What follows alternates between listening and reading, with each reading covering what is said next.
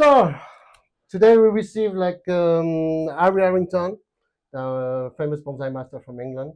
He's gonna present himself after. So I explain you the principle of the red wine interview. That is to say that we're gonna have the interview and drink one at the same time. Yes, this is a good idea. It's a good idea. Good Yeah. idea. And I offer him two jokers. That if there is some questions he doesn't want to answer, he can use the joker. Thank you very much. And You might want to stop me answering and maybe you may use the joker. we're gonna see that. And I have like few questions. Normally, I'm not gonna do exactly the question I wrote. It's just to help me. Yeah. So sometimes we can maybe digress sometime and speak about something else. Whatever, it's have to be natural. So it's Harry's gonna be like a laboratory rat because it's the first interview. So maybe I'm gonna do a lot of mistakes. I hope it's gonna be cool. I know Harry's a cool guy. So some days, yeah. Sometimes. So first things we're gonna do, I'm gonna have a glass of red wine, good wine. And Bordeaux. It's a good one, is it? Bordeaux. Yeah. Bought in Bordeaux. Am I supposed to sniff this, or can I just? No, you do the English way. You just swallow it. I know how you do. Is that the French way? You know, we do like this. No. Smell it. Drink. Cheers. It's been a long day getting here to Telford, so.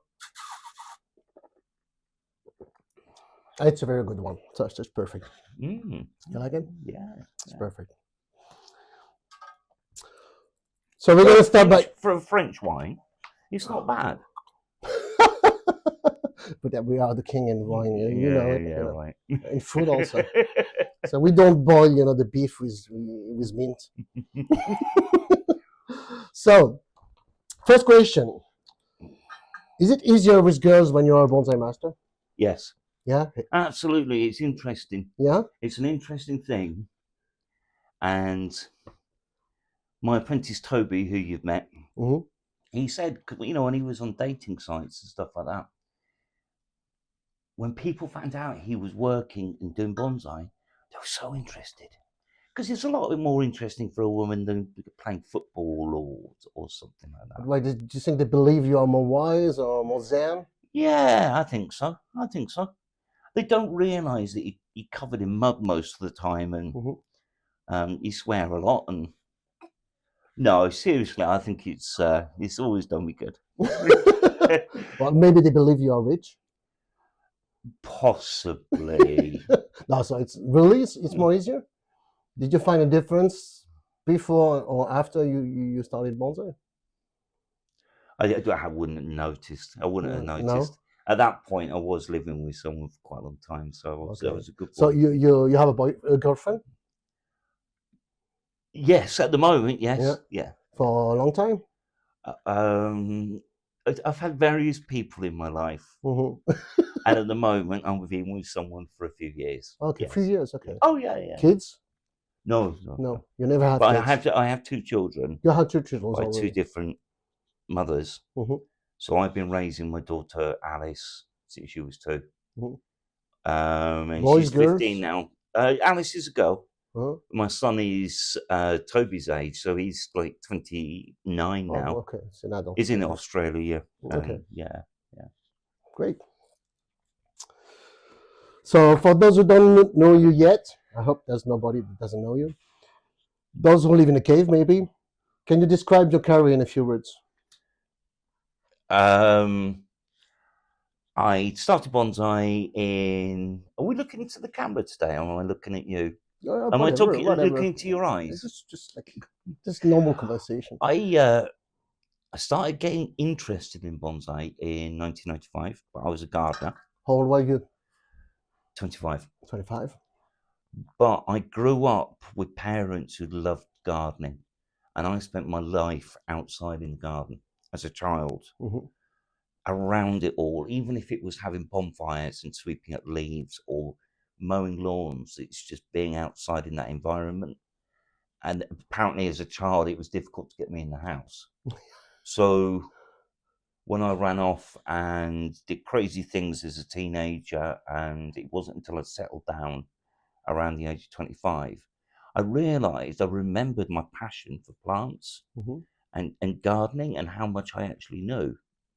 And it's something that I found recurs quite often with people I meet who grew up in a gardening environment. They love plants, but they're kind of almost so used to being around them, it doesn't sink in that this is so important to them.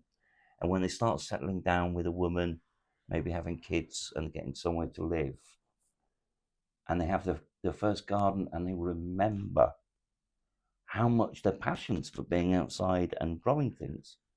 And very, very often it's when people are just hitting their 30s, got the first garden, maybe the wife just wants a nice lawn, and they discover bonsai, and the passion just goes boosh. Because, and I think it's a lot of it is childhood memories, childhood, just knowing how plants, if you cut them, they respond, and they may do this or they may do that. And they know it in a gardening context. And then they start applying it to trees. I have come across people who grew up not doing anything in the garden. And even mowing the lawn was something that was new to them. With no concept of plants. And they do find it a lot harder when they come into bonsai. They may have artistic tastes, but that almost innate horticultural knowledge isn't there. Knowing the seasons, knowing the passing of the seasons, how things change. So you wanted more to share your passion. So, well, I became very interested in bonsai when I was 25. When I was 30, I broke my back and was pretty bad for a few years. But that's when I went crazy. Everything bonsai, I did nothing but bonsai, and it was very therapeutic for me, going from someone who could work really hard as a landscaper and a gardener to basically really struggling to even get into a car because I was in a lot of back pain. And doing bonsai really was so therapeutic. I could block out the pain I was in, and it gave me a purpose. You know, it really, really gave me a purpose, a goal, something in life. And again, this is something that I've come across with people before. They've had some kind of injury. Something's happened in their life that's quite traumatizing, and they find bonsai very therapeutic. So there's a few aspects going on. So for me, that was when I started writing Bonsai for Me, and I just wrote it. It was a goal. It was a passion to just get information somewhere in one place that I could share with everyone. And it didn't make any money. I just wrote it. And I wrote it and wrote it. Just for fun? For 5, 6, 7 years without making a penny. And it was only when I started putting a few Google ads on that I made anything. I just did it because you could call it stupid, but it was just, I was just focused, and that was my focus. Pain wasn't my focus, it was bonsai. And at the time when I wrote Bonsai for Me, it didn't have my name anywhere on there. It was anonymous. So I had no plans on being a bonsai artist. So when did you start to have a plan to be a professional? Never. It just happened. Yeah, but now you're a professional, so you started one day. Well, I started making money, and when was it?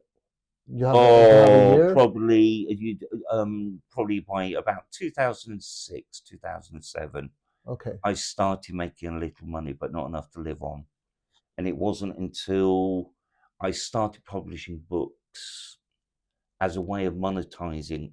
Making money in any art is incredibly difficult. Yeah, I know. And bonsai is even harder. Yeah. Don't forget to drink. I've got a flow on. And come on. You're going to have a lot of things to say. Don't worry. I've always got too much to say. But that's where I started making money, was when I started publishing books. And I guess social media came along and people started realizing, oh yeah, the guy who wrote Bonsai for Me is actually this guy, Harrington. Have you been awarded in England? Have you been awarded in exhibition, those kind of things? No, I don't No? really like showing trees. So I've got 2 trees here today at the Telford show, Yeah. but it's only because they kind of asked me if I could bring something. So you never tried really to get awarded? No. You didn't give a It shit just- about that? It's I don't care about that. It's the creation side that I enjoy, and for me, getting the perfect photograph, crazy as that might sound, but the perfect photograph in my garden to have in a book or on the website is actually what I enjoy. Yeah. That's my release, and I get a good picture and put a tree in front of that backdrop, and it goes woo, and that is my. So finally, your book is your kind of award for yourself. Yeah. Well, that's what gives me the satisfaction. You do your own exhibition on paper. Yeah. There's something that happens that drives me to keep doing it. Whatever that is, I'm quite happy with it. So you will die doing bonsai. Yeah. Well patient. It's just how it is. Yeah. That's cool. I like this idea. I've had so many people over the years say to me, Harry, I would love to go into bonsai and make some money and live off it. And I see all these little startup companies, and I always say to them, make your money somewhere else. Do bonsai because it's your passion. Yeah, sure. And if you can find another way to exist that allows you to create, that will make you the best bonsai artist and will give you freedom. I'm lucky because I spent all that time writing, I have the books. And the books essentially come from, I'm quite good at writing. And that brings in an income, and it frees me up to create things that are satisfying to me rather than that are commercially they're not good commercially for people and are very boring and ordinary, but you can sell some money, give yourself some money. So that's interesting. So except the pleasure you get doing bonsai, what is the things that doing bonsai teach you when you're doing it? You and your students, what you try to transmit to them? Exactly the same. Enjoy it. Enjoy what you're doing. I think there's a lot of my son's is now a trained music therapist, and there's a lot to be said for playing music, different types of music to people, for all kinds, with all kinds of mental health issues or ADHD or depression. And honestly, I think a lot of visual artists are doing the same thing for themselves. It is by They're being all self-made, you mean? They're self-medicating. And therapeutic. Yeah, okay. creating something is something. It's like an itch. If you haven't created something for a few days, you've got to scratch that fucking itch. You create something, and you're. Yeah, I mean, you create the reality of the ugly world, right? That's what I feel when I do bonsai. It's like the reality disappear. For the moment, I'm doing bonsai. Yes. I'm just in my world. You're there. Yeah. Everything else. Everything is gone. So your bills are still there. Your troubles are still there. But for a moment, they are completely disappear. But I think this is all artists, and my medium is bonsai. I draw a painting, but the brush strokes take 5 years to make. And this is where you have in your garden, you may have 100 paintings that you're drawing. Yeah, and evolving. It's never stopped. Like you draw a painting, it's finished, you make another one. You know where your trees are going. You just got to wait for the growth to come in. Yeah. You know how it will look in the future. If you're lucky, I think it is having a visual memory really does help a hell of a lot. And I think one of the most important things to get good at bonsai is you get the buzz from creating. You look at what you've created and you enjoy it. But 2 days later, you start looking at ways and thinking, I could have done this. If I'd done this and I'd done this at year 2 or in year 4, this would be even better. And you don't get depressed about it. It drives you to go even better and better and better. That's an empiric system. More you train, more you're getting better. Right, okay. Am I talking enough for Yeah, you? but no problem. It's perfect. It's perfect. So do you have any interesting anecdotes from your apprenticeship? But you didn't have apprenticeship, so this And friendship self-taught. doesn't. Yeah. You're self-made man.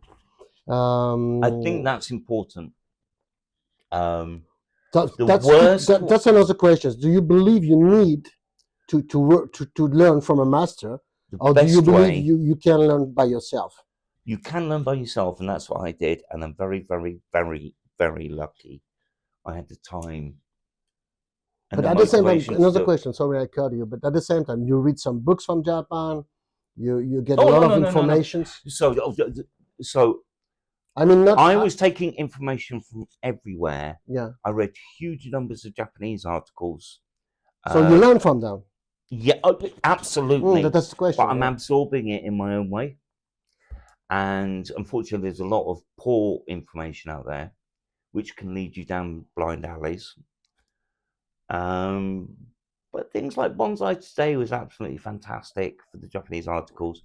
Walter Paul in the 2000s, particularly the early 2000s, was doing a lot of posting, and he was really pushing the naturalistic style. And he was the first to show and the Yamada he got Europe. So much ridiculous hassle over it. But the way he spoke and the way he talked by writing and showing his trees, and I still remember he put a picture up, and this is the very early days of forums where you could actually have an image. He put a picture up, and I just go, wow. You know, when you see a picture, and then I look at it and go, yeah, but that's wrong, isn't it? Because there's two branches opposite each other, and this is wrong, and this is wrong. Sorry, I'm sorry, but it's gonna make noise. I'm gonna put it here like me. Sorry. But I would look at his trees, and technically there were things that were wrong. And I'd be like, okay, so this tree's really blown me away, but it's got two bar branches opposite each other. It's got this problem, it's got this problem, this problem. But that tree's just spoken to me through a photo. He's playing with other elements than just going left, right, back, left, right, back. And flat branches. And then a ridiculous tree on top of a tree thing. And he was studying Walter's trees. It really opened my eyes. And then realizing that what Walter was doing was actually what the Japanese have been doing. It's just that his interpretation was far deeper than the cartoon images that people had brought over from Japan, assuming that all bonsai in Japan were like that. That was our really basic. But that's very good conversations, because do you believe that actually the modern bonsai in Japan is getting more and more artificial compared to the ancient kokufu, for example? If you see, they were more wide, more anarchic, right? And more it's evolving, more they look like artificial. I think perfect, but artificial. On this side, and I know how to style trees in an abstract way, where it looks like a bonsai. It does not look like a tree. And the other side is you're creating a bonsai that looks like a tree, the naturalistic side.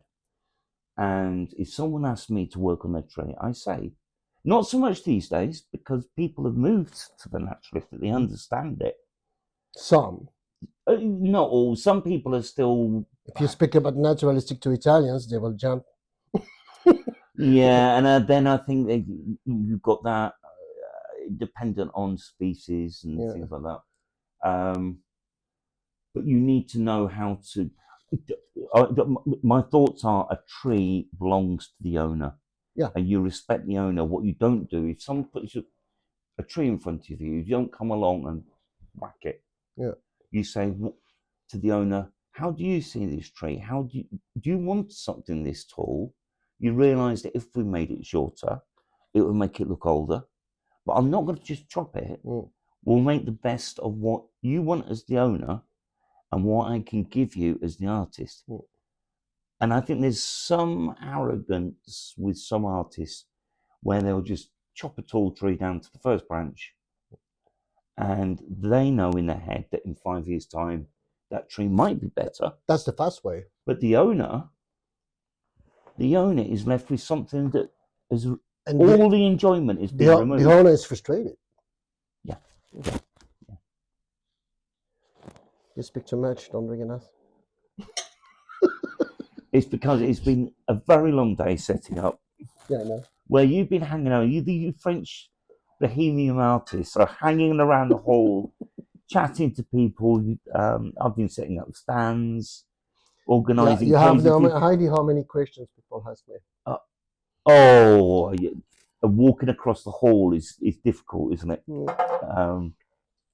So, probably we're gonna jump some questions because by asking you questions that you speak so much that some questions is that a problem? Do you want me to stop talking? No, that's perfect. As I told you, it's just like a plan. So okay, whatever. It's just that I know the format of YouTube. If you do it more than 1 hour, and 1 hour is pretty long to look something, because sometimes, even if I feel like you're very interesting because I want to know where you're coming from and what is your future. People are, this is the information. This society is about like fast information. They jump from an information to another. What I think it is we're hit by information all the time. And that's horrible. So we can go deep inside of it. If we went deep inside everything that was offered to us, people give up. Yeah. So we've developed this filter. We have to develop a filter. Yeah, but that's horrible because if it was me, I don't need this, to be honest. But if I have to, I want to get some special subjects, Throw it away, and you can ask me all kinds of sexy, saucy questions. And so, how many times you fuck a day? No, that's not a question. You don't need to joke it. Do you think the bonsai is a discipline like martial arts, calligraphy, or even short drink? Say that again in English. Do I think what? Do you think that maybe translation is shit? Do you think that bonsai is discipline like martial arts, calligraphy, or even short drink? Yeah. So I think the thing with apprentices, I have people who want to come along. They're not paid. They work incredible amount of hours in my garden, and you see, Toby, my most recent apprentice, is such a good example. And he comes into the garden and he thinks it's all going to be sexy. Big tree. Not really. The German guy? Yeah. No. Young Toby. Young Toby. Yeah, but he's young. And he's what we call a whippersnapper. So everything has to go. Yeah, fast. Yeah. It's not all quick, sexy stuff. But that's your job to say to him, calm down. Yeah. Bonsai is about patience. And to his credit, and to Syed and to Sean, I think they're bonsai artists in their own right now. And what they have learned is the discipline of waiting, the discipline of standing there putting wire on for 6 hours. And that is hard. Yeah, because they do 1,000 things at the same time. Do the phone, do the bonsai, speak to their girlfriend. They tell them, you do bonsai, you should switch off your phone. Your wire, put some music on, have a spliff. The music, it's okay. I like to work with music. But you just put the wire 1,000 on, of things. Yeah. And you start at the bottom and you go to the top. Yeah, exactly. And it's a killer, mentally, constantly, until you get to a point where your hand's turning that branch and you kind of start switching off. And it's a little like painting a wall where you kind of know what your hands are doing, but you go off into another space thinking about the world, thinking about life. And it's actually, I love it, but you need to discipline yourself to get into that zone. Focus on your task. And I know Toby was shocked at how much wire needs to go on. Repetitive, wire on, wire off. Yeah, of course. If you want a good tree, then you need to get that sort of detail in the early years. And how to put the wire properly to each branch. Well, and then get it properly. And it's hard. I work outside. I work outside in the winter. I've got a little heater, but if it's -5, I'm outside working. And this is what I expect from my apprentices. It's not just the sexy sunny days in the garden. It's January, it's foggy, it's 1 or 2 degrees, and you stand there and you put the wire on. That's how it is discipline. Yeah, it is. You have to focus on it. And I see people who want good trees who aren't ready to apply that wire, or just can't. They just can't apply themselves like that. And unfortunately, the trees will always be a lower standard. So do you tell them sometimes that do it again? No. Like example, just you have a student is making like shit wire. That's something you can do nothing with the tree. It has to come off, so, but I wouldn't let someone do that. You ask him to take it out and to do it again. I think people would be embarrassed to do that in front of me. And what I do at workshops, if people struggle putting wire on because they need to be taught, I have apprentices, while I'm styling trees, I have apprentices that will sit with them and go through how to get the wire on. You know, it's just making sure that you've got your wiring, hand turning, and your left hand is doing all but once you got it, you know, it's just like bicycle. Yeah. That's why you have to insist to your student to say, it's boring, but the day you will have it, you will not think about it. And at the end of the day, you're heading towards a goal, aren't you? And you have a drink with them at the end of the day? No, not during the center. No. The workshops of people will come from all over the UK. They got long drives afterwards. I'll get home. No, but I speak about the students that are around you. We will at a show and things like that, but we are. Sean lives in the same small town as me. Toby does a good distance to get to me. He does every Thursday. Syed comes from East London, so he's an hour and a half drive. Yeah, okay. These are committed guys, and they will be here for the show this weekend because I'm money. I'll let them sell a few. No, they don't get paid. But I mean, you as a bonsai professional, you need to make money. We need money. We all need. That's the problem with bonsai. And I would like to do bonsai. Smoothing it out. You know how you get loads of work at repotting time and loads of work at this time and loads of work at this time.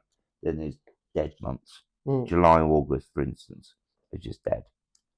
And I've been professional now for I guess 15 years, living off bonsai for 15 years. And it's comfortable, but obviously I'm not a millionaire. No. And I would have to carry on for the rest of my life because I have no pension and things like that. I've given it up because I want to do bonsai. Okay. Next question, because you speak too much. Right, I'm not talking to Lauren now. So I hear. No. We're going to stop. I'm playing the Joker. I'm playing the Joker. But you don't know the question. Put it down. I hear a story that with an English accent, you don't like to be called Lauren. Speak Lauren. What is it? I'm going to start calling you Laurent. That's how you would say your name properly in English. Yeah, because you cannot. Laurent, you can pronounce the R. No. So the English can. So this is a story that's going around the hall today. Is you want to change your name to Le or something? No, but Lo, you know what's coming in my nickname? It's because when I was in bonsai, when I was like 27, after I've been awarded, no, it was like 30, 33. After I've been awarded by Kimura, the Premier. Wow. And then people start to say, yeah, you have a big head and blah, blah, you're arrogant. Because every time you're successful, when you're working hard, people start to say, you think. And then that's almost the moment I started to do the cosmic style, not the button style at that time, become the cosmic style. And people start to say, call me outlaw. So the contraction was low, Laurent.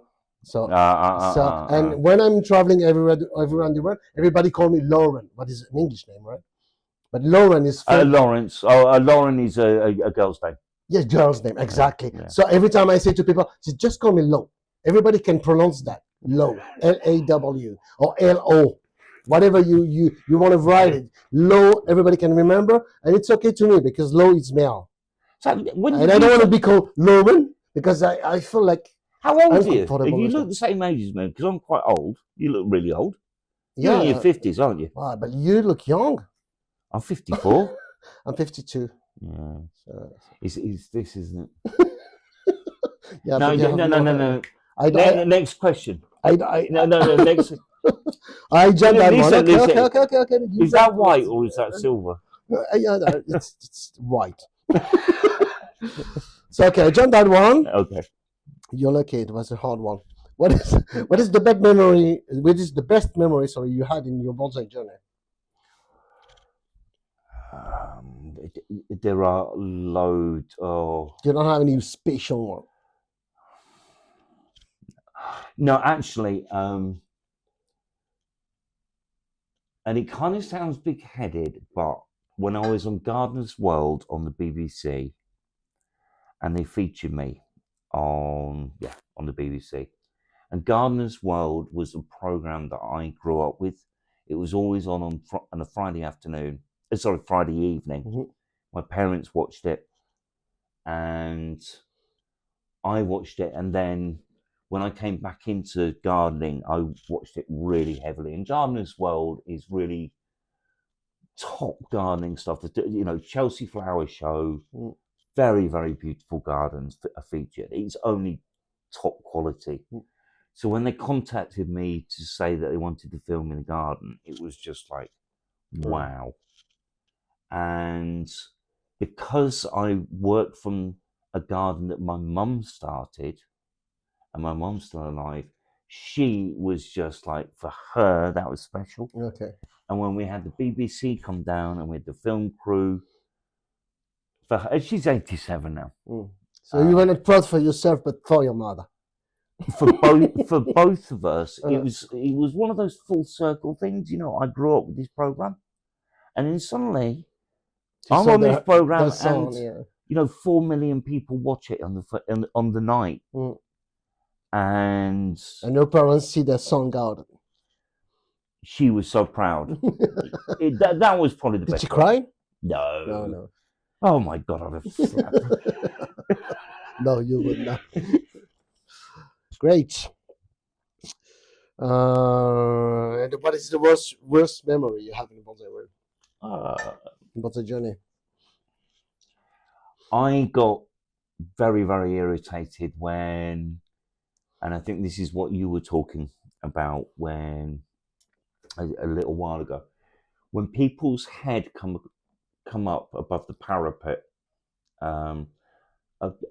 You know, you have a castle and you have the parapets along the top, and your head just starts to come up.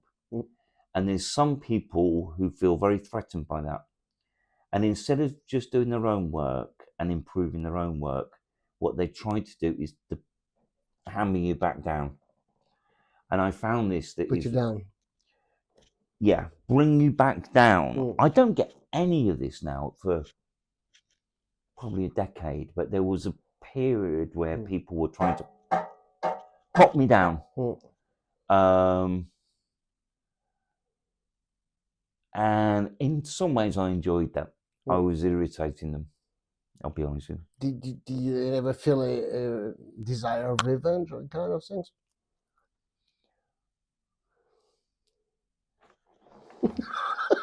This is on camera.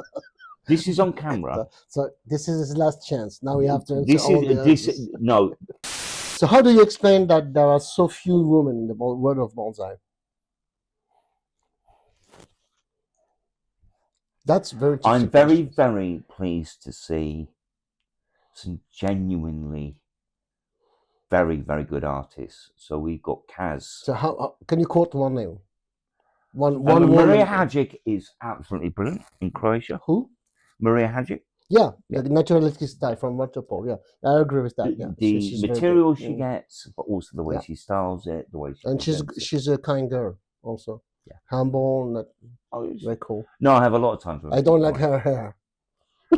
I liked her hair, but I don't like it so much. Sorry, Maria. I'm really.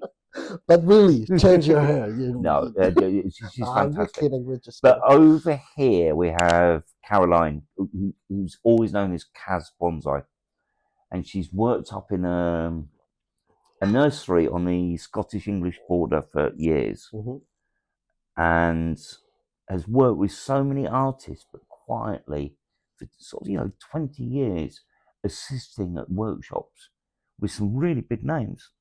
And the past couple of years, she's come out as a professional, and she's demonstrating this weekend at Telford, and her work is absolutely fantastic.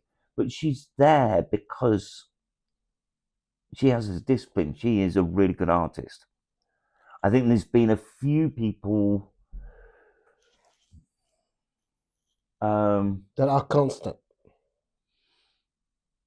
There's been a few people, I don't know, men do have this attitude towards women.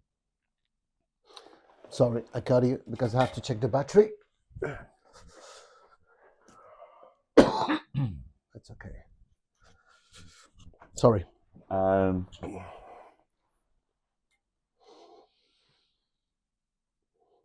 Yeah, but I agree with Maria. I can't pronounce her name because how do you say? Maria. Maria. Yeah, but Maria, it's okay. But I check. Okay. Because like Czech and Bulgaria and some Germans, it's very hard to pronounce the name. Oh, I see. Right. Yeah. Okay. Like Bjorn Holm. Bjorn, everybody understand. Yeah. But then try to pronounce his family name. It's just impossible. Bornholm. Yeah. How do you say? Bornholm. You're sure it's the right way to say it? No. I'm British. The British just say words. Words come out. It's Saxon, so because he's a Viking, so it's more easy to pronounce. But for French people, it's nearly impossible. Just like to say Laurent, So that's great. We have a good interview. It's very interesting. So cheers. I drink more than you, but I was expecting the opposite. I've not eaten for hours. I had a little. You've been eating. Look at that. I'm a fat guy. Yeah, actually, I have to do sport. Shit question. So it's very interesting questions. Do you feel a form of energy exchange between you and your trees while you work with them? That's a question we never hear about that because people will think that we are like, I don't know, like crazy people. And, I'm very strictly agnostic. Me too. But do you feel something special? No, but there has to be. Because your interaction with the tree is so intense when you're working all of its cells. But you don't feel it. I feel something. I don't know. No. I feel because that's my creative bit. That's my bit, which is I love. Whether that's it's a combination of both of us, both me and the tree, I don't know. But you develop a relationship with something that you alter that much. I believe that sometimes I'm very sad or I'm hungry or I just focus. I just take a tree, I put it in my workshop and I just do it. And after I just I feel like it gives me something. Just like maybe it's something I create in my mind. I don't know. But after that, creative process, all my troubles just disappear. Just like his hair is growing. It doesn't give me any reproach. You see, I've spoken about Toby already in this interview. He comes down every Thursday and he's a psychologist. Very clever lad. And we talk about these things and interactions. Interactions, there's no doubt. There is an interaction. Yeah. It's all about bonsai. Interactions. You work on your tree, he works on you. It's like 50-50. If you don't understand that, you can do bonsai, right? Because you're going to kill your tree or your tree going to kill you. You have to understand them whether I don't know. But next. You don't. Yeah, wait. Next. Okay. I don't like that question. That question is I'm not sure about. I'm not thought about before. Okay. So very interesting question. So do you necessarily have to be insane in choosing to do bonsai? No. You have to be willing to take risks. You're working on things that can be very valuable, you can lose. You can't be precise. I know I had a client who was a fantastic architect in Hong Kong, and he didn't build skyscrapers. He went down into the granite and the sandstone and stuff like that. You tell me, there was kind of like skyscrapers that went down 10, 15 floors, and he was the architect for them.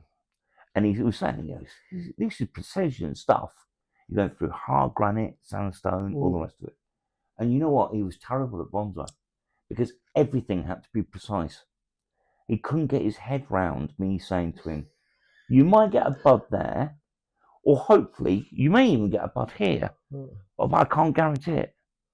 Yeah, and it was that lack of control and that lack of precision he couldn't handle. Yeah, because there is life inside.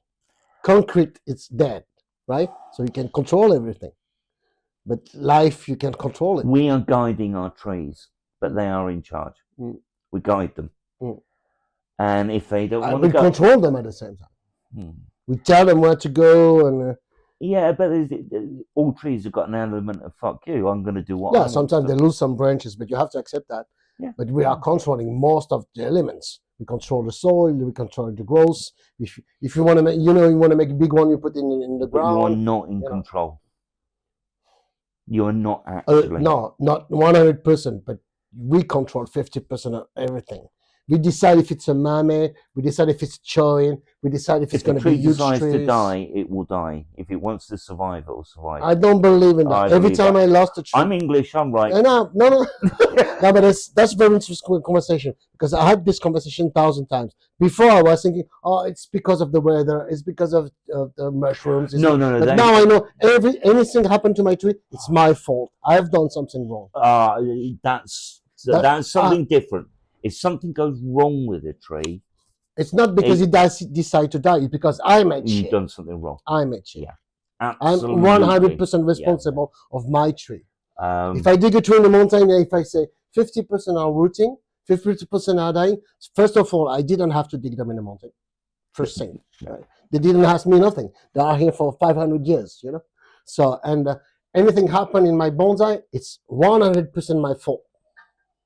I can't say it's just because the weather was shit or because I didn't have a greenhouse. The angle I'm looking at it is particularly when people first come into bonsai and they have a tree that's sick and they know something's wrong, and sometimes they feel that if they keep feeding it or keep spraying it with insecticide or keep doing this, they need to keep doing something to fix it. And what they're not really understanding is, no, you do your setup, you make sure that you discover what's wrong, you sort it out, then you sit back and you leave that tree, and the tree will control, and it is the best judge of what it needs to recover. You just provide it exactly the right conditions. It's the same as if you keep koi, I've come across so many people who keep koi. Ridiculously expensive trees. Objects. But you look after the water because you can't really do that much about the fish. The fish will look after themselves. You control the water. You know what? Something I never spoke about that. That's very interesting. And something I learned in Taiwan. I said it happened very rarely now because my knowledge is pretty good. But it happens sometimes that one of my trees decline. I know this. All my knowledge is the substrate is good, fertilizer, everything is good, but it doesn't die, but it declines. It's not, the leaves are not the same. So I feel that is not. And Taiwanese taught me something that everybody should apply. If you believe everything you've done is good and the tree still decline, the best thing to do is to put him on the ground. And it happened to me so many times that the tree was declining on the shelves. I put him on the ground. I'd water him one day on two. I stopped fertilizing, and just being in contact with the earth, he started growing back. And that's something I can't explain. I cannot explain what happened. But it's really like it make him healthy again. Yeah, it's very rare. It's very rare. I always think take that tree out of the real confines of the bonsai pot, however well developed the root ball is. And I love using pond baskets. Yeah, that's the best. That's the best. Yeah, plenty of aeration going round, and put it on the ground. And if the roots want to go into the ground, they can. Just let them run and reinvigorate that tree. But there's so many things that even after 30 years, I'm learning all the time. Yeah, you will speak to Dr. Karen tomorrow, Pro Bio, and the woman is absolutely amazing. She comes to plants from microbiology. Very, very high. She used to work in Strasbourg for the EU and things like that. She works on a molecular level, and the fact that plants are the sum parts of fungal and bacterial exchanges. We are the sum parts of fungal bacterial exchanges. We are full of bacteria. Our body is full of bacteria. This is how our bodies develop, and she's just touching on some of the things. It's a fantastic bottle of wine. We have a second one, but I guess this one, I didn't say it's a vegan one. I get fucked when I bought it. I didn't see this. I've got to eat some food before I drink anything else. Yeah. See this? Vegan, it's probably big shit. I don't understand. What do you mean? Because vegan is like they don't use sulfur, so they don't do it. This is the new word. This is biologic wine. But most part of the time when you drink biologic wine, it's ugly. Believe me, ugly. The taste or the it's like very. It's like that's what the Roman were drinking. It's like very tasty and very hard. I don't know. Maybe it's a good one, but they don't have wines now. This one is good, right? For a French wine, I mean, if you get the classic, William, if you get the classic California wine. I check on Google. William the Conqueror doesn't exist. Guillaume the Conqueror exists, and he's speaking English. So we never try to invite. I want this in the video English because you'll see what he's like. He gets abusive. He's a freaking red tunic, So. So easy. What is your favorite alcohol? French wine. Do you have a favorite tree essence, and if so, why? That's a good question. I have a favorite essence of tree? What is your species? Yeah. Now, I'll ask you that as well as a bonsai artist. You're working on trees all the time. It changes. I go through periods of really. I still have one. I mean, as a bonsai artist, I love everything. Yeah, and I work on it. I have a special one, especially with my style. I have one species that I really love, but which is elm, Chinese elm. Now I've got flexible, small leaves, do the scars, so quick, and then so quick. The best thing is when you then create the scars and you get popping buds. Never sick, never have insects. Don't care about nothing. Don't care about the cold. Don't care about the heat. No. I mean, my problem with elms is they do need to come out of their bonsai pots and have a little bit of root run. Yeah, you have to repot them every 2-3 years. Every 2-3 years, yeah. Otherwise, except if they are old, because like every tree, when they get old, they don't need that much. I have elms that are 15 years old now. I repot them every 5 years, 6 years, because more they are getting old, less they need to be reported. And that's my attitude with deciduous trees. I mean, with hawthorn, I've gone 15 years. I mean, all trees, more they're getting old, less you need to report them. But elms seem to weaken if you don't allow them some root run. It's a little like acers. Even my refined, mature acers, I give them something new every 2 or 3 years. Anyway, my favourite species changes all the time. So you don't have one? That's your answer? No, because you're always learning about the best species in the world. It's better than elm. And throw away your elms. So you don't have one. So No. Picea, don't get spruce. Spruce are just like, because I now understand them, and you repot them in mid-July, when they finish growing, you take them out, you can bare root them, you can do whatever you want, and the roots just go, oh, I love this, and grow. and you wouldn't expect it. But that was one of the problems with spruce. But I do that with the Scott pine. Yeah, I do as well. This is what I'm trying to teach I people. discovered that like 6 or 7 years ago. Yeah. Because one As pot was soon as broken, that bug- and then I never seen roots like this. Yeah, And then I yeah. said, but I have to do it. But everybody tell you spring, autumn, right? And even when I dig now, I dig middle of July. Yeah, yeah. And people tell me, you're crazy. It's spring. Well, this is or something I've been winter. educating people in the UK about. Is go for your. These trees have evolved to not transpire particularly. Yeah. But that's spruce I absolutely love. I've got some Ezo, but I've got some Norway spruce and Colorado spruce. And when they're happy, Jesus, they are so sexy. Mm. I've got an article in Bonsai Focus coming out in a few weeks' time addressing how to style them because they can be difficult to style. And when I used to go to Sweden to see Thor, and we look at these spruce, it just went. So you cut off all the lower branches, remove them, so the rest could just go like this.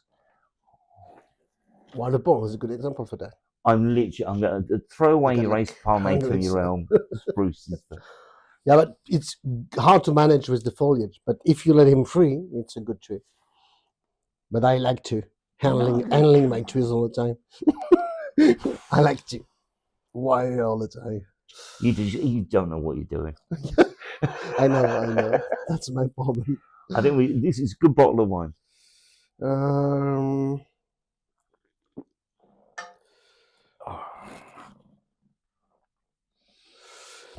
If I gave you $10 million right now, what would you change in your life? I'd buy a nursery. No, I wouldn't buy a nursery. I would buy a plot of land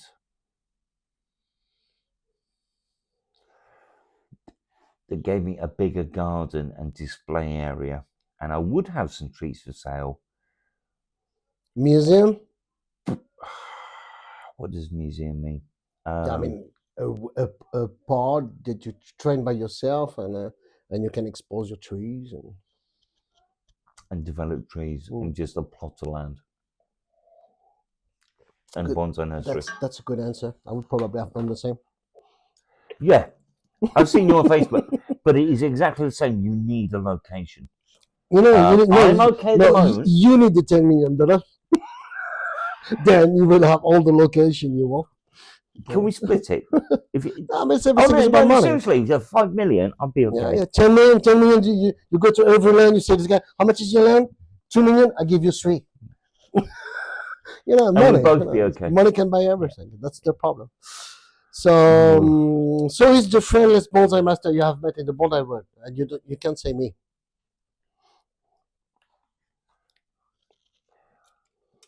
No, we've had some time together, haven't we? No, you cannot. But it wasn't. That's the question. You cannot say me.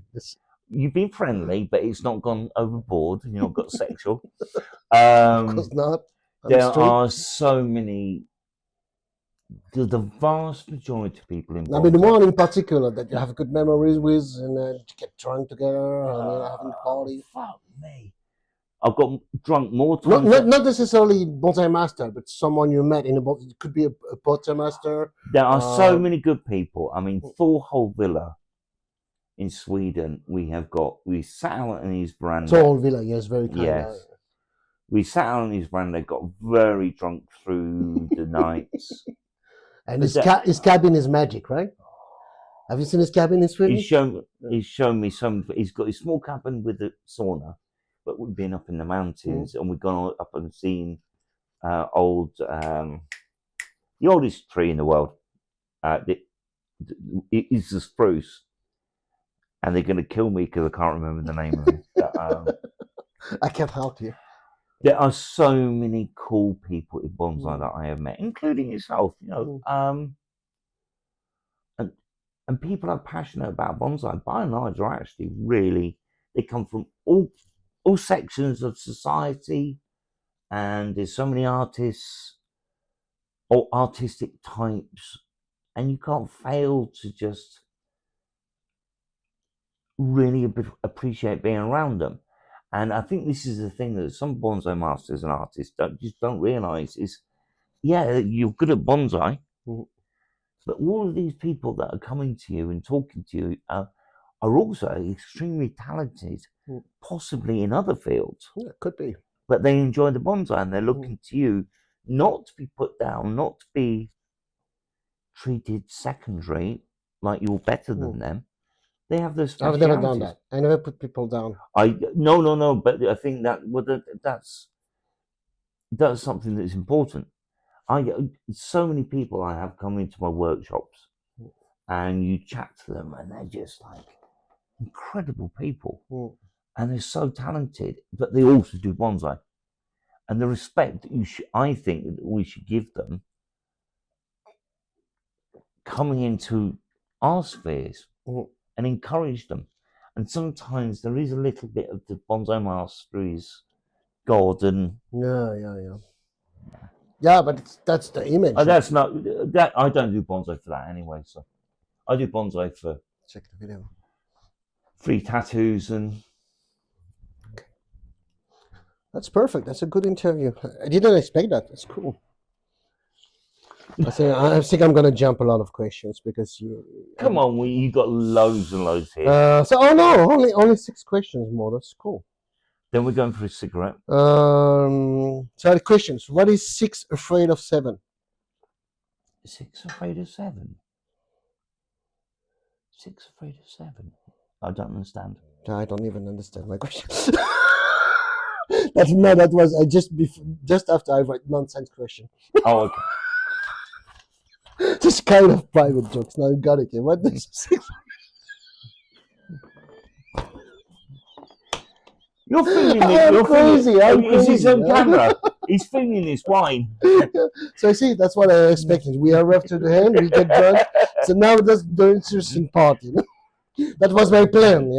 For now, it's like we talk about seriously, but now So who else are you planning on getting drunk? You're trying to get married tomorrow. Yeah, but trust me, I'm gonna force him. I know him.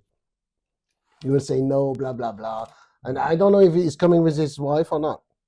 Yeah, he's here with his wife. Yeah. So first of all, I have to convince him that it's just an interview.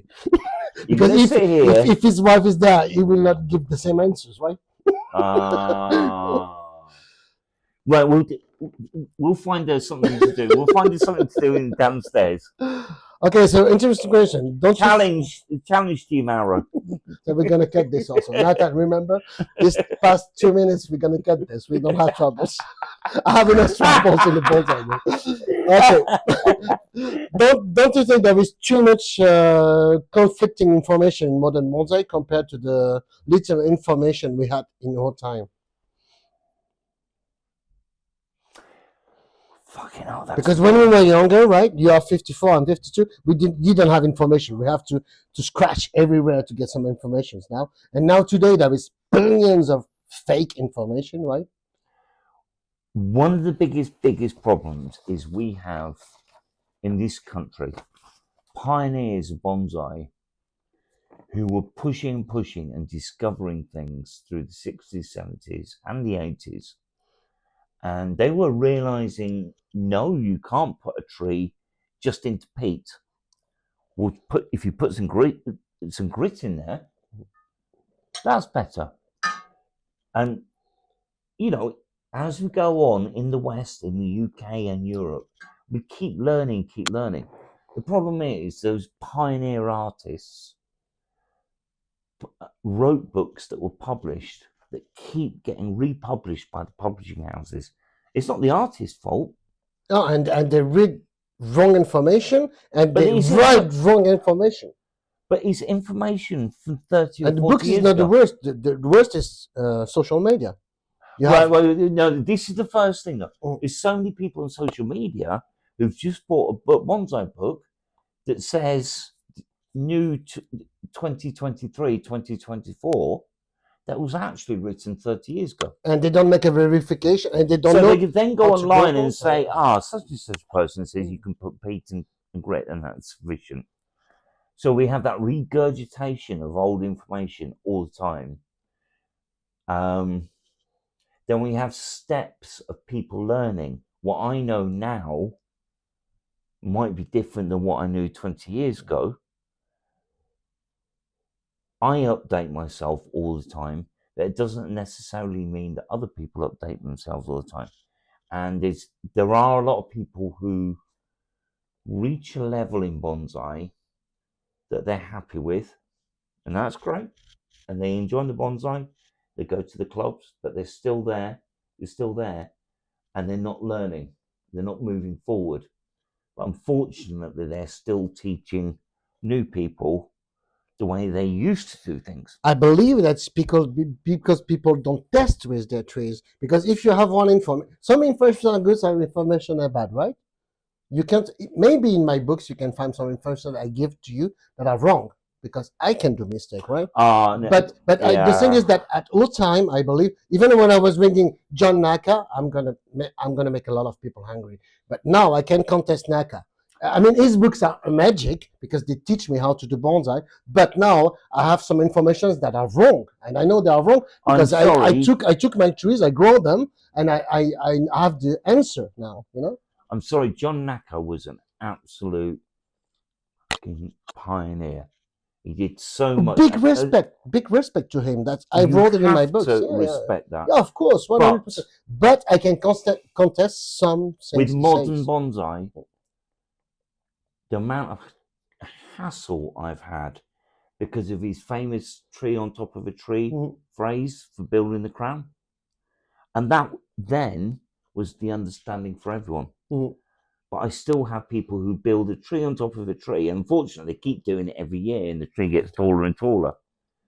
And they make it the top of the top of the top of the top. But this is John writing books going back years and years and years, and there's still information there that you can take away, and it is really, you can learn. Unfortunately, we've all progressed, and if John was still alive and was still doing bonsai, he would be up with us. You understand?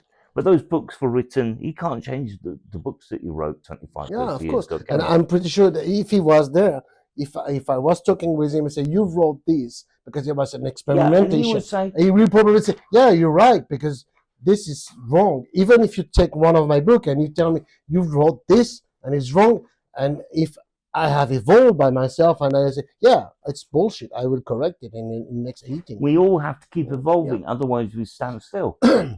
And the people who stand still tend to be the ones who are bopping on people coming up. And I think that's why come really full circle. As an artist, you need to have that buzz to create. But you also then need to question yourself. Exactly. If you don't question yourself, you stay at the same level. You never improve. You just do the same thing. And I meet people who've been practicing bonsai for 30 or 40 years, but actually they've been doing year 3 or 4 over and over, and they have never got better. That's the problem of dogma. I read this. I tell you an anecdote. It's very interesting. When I started... Only if you're French.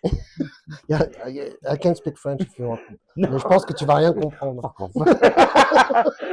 So, when I was 30, I started to teach people like around 28, 27, something like that. And when I started, because people told me, what is the best book to buy when you start bonsai? And at that time, it was like in 1999 or 1998. I said to people, Naka is the best, Naka 1, Naka 2, because at that time there was nothing.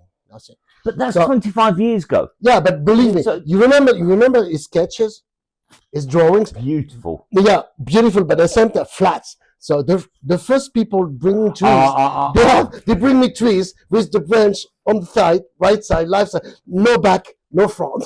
But believe me, it was like a paper. So the tree in the front is not that bad. First branch, second branch. They apply the sketch, and then you put the and believe me, and people tell me, but that's what I read in the books. Yeah, but it's a sketch. I think, unfortunately, also there is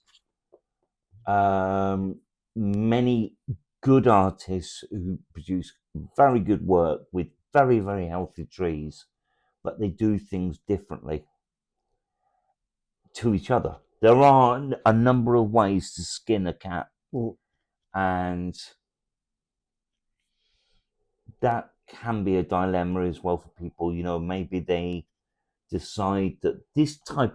I think people after a while they think, "Oh, Harry does this sort of tree, this sort of feel, is a bit natural."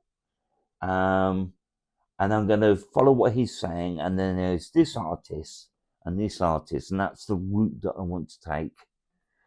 But I believe it's just a tendencies, because to me, if I'm honest, if I look at your trees, your tendencies is more closed and wonderful than Japanese dogma, right? I don't know if you agree with that, but you try to make the trees look like trees. Oh yeah.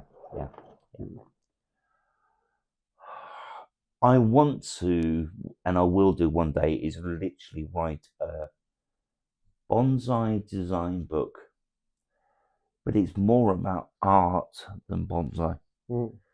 When I talked earlier about painting a picture, but with the brush strokes are branches, and producing rhythms. In particular, I'm talking about deciduous trees, really. The best bonsai will have 1 or 2 rhythms,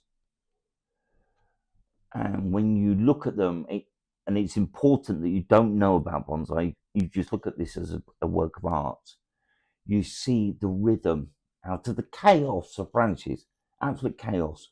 You might see that there's a rhythm of branches like this and a rhythm of branches like this, and seeing patterns and rhythm out of natural chaos hits everyone. You see, I'm telling you my trade secrets. I'm not. But maybe it's going to be your volume 3. I have a volume 3 written. You've read 2 volumes, right? Yeah, just like me. So maybe it's no. I've got 3. I've got 3. Oh, you got volume 3. Another 2. Oh, volume 4. 3 and 4. But you wrote volume 1 and 2 and 3. There's 1 and 2, and then there's what I call, it's not a beginner's book. I call it a foundations book for all the people who are still doing year 3 and 4 and 5. So you're writing it slowly. That's important because it's a good advertising for you. I've got 3 books out. I've had them out for years. They've sold thousands and thousands.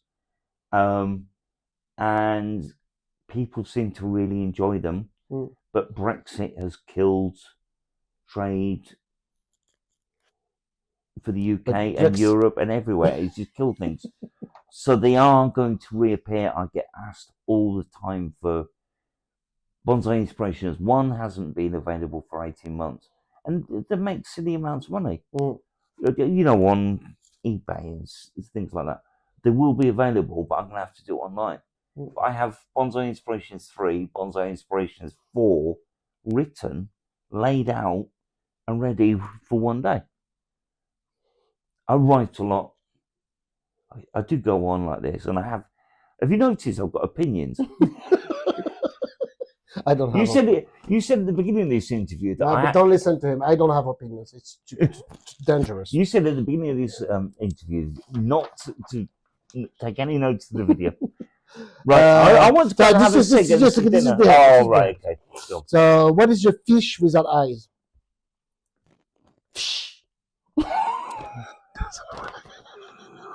Okay, it doesn't matter. It's another shit question. So for last, very cool. So for last question, and then we'll let you go.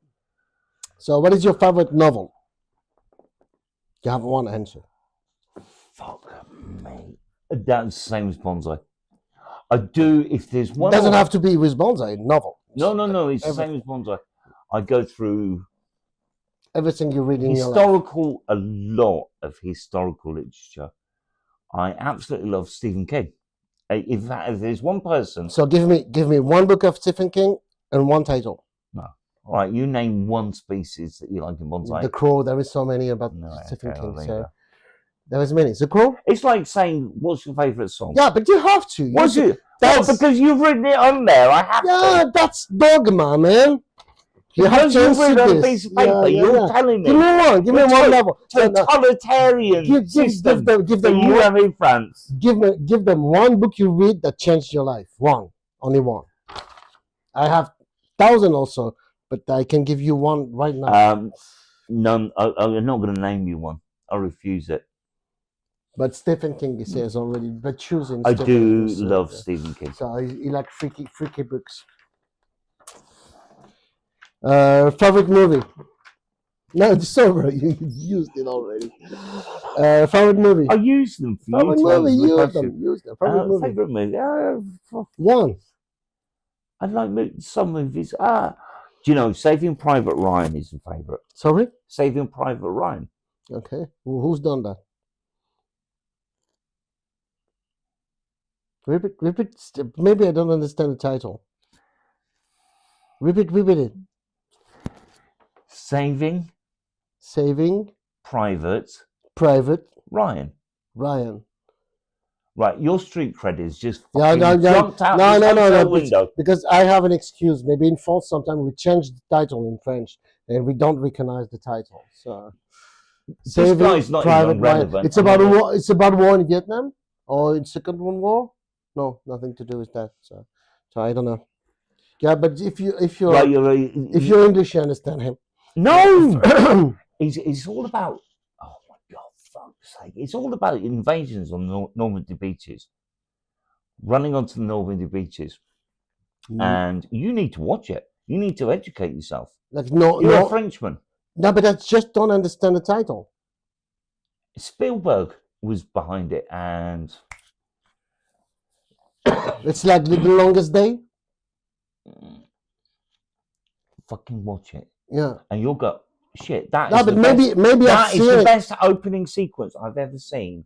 Coming onto the Normandy beaches and the first few weeks of...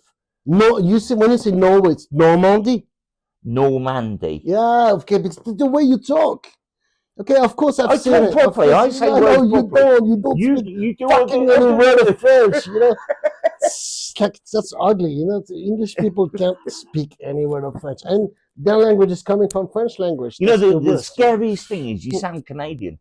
I didn't. I didn't. I don't. Sorry. So it's very, very close. It's 3 questions. So your favorite country? France, easy. Favorite actress? My favorite. And I'm not speaking about her intellectual abilities. I don't care. You're not. I don't care. No, you don't care. Finally, last one. If you could be a superhero, which one would you be? That's a silly question. You've had some really good questions. That's my stupid question to the hand. Oh, you've had some great questions, but that one.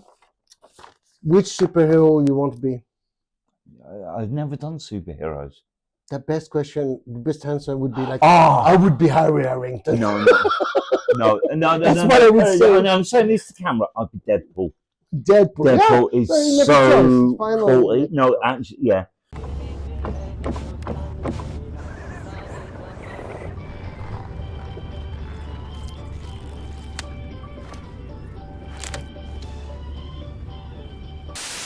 So thank you very much for the interview. It's been an absolute pleasure, Lauren. And good to see you. So I hope you enjoyed it, and see you in the next interview. Normally it's going to be a roast and burger, and I hope you enjoyed it. And if you have any suggestion for any Bonsai Master you want to see, if you want to see Maya Carey or Jessica Alba, and drink some red wine. And red wine is free, right? Yeah, the red wine's free. Yeah. Kiss, kiss, bye bye.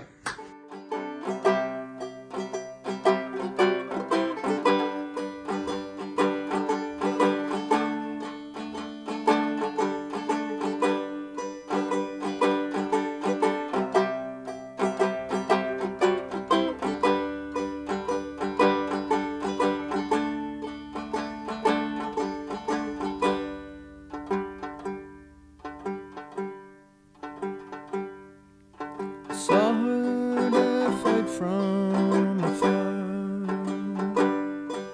her hair gray charcoal, take legs a drag from her tie.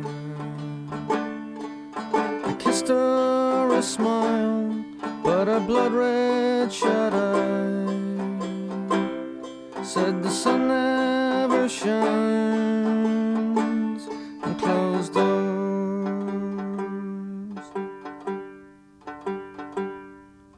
It's been 8 long years since I saw the woman whose labor since the day I was born. There's wrinkles now face to that cold, dark, damp place where the sun never shines and closed doors. She said the sun never shines and closed doors. I opened to find only hurricanes blow. Take me away to the green fields of Maine, because the sun never shines and closed doors.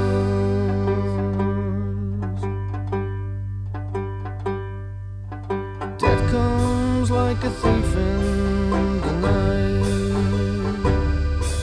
to steal while you sleep. The soul's flicker and light. Maybe it's then, she said, I'll see you again, 'cause the sun never shines on closed doors. She said the sun never shines on closed doors. I open to find only hurricanes blow. Take me away to the green fields of Maine, 'cause the sun never shines on closed doors.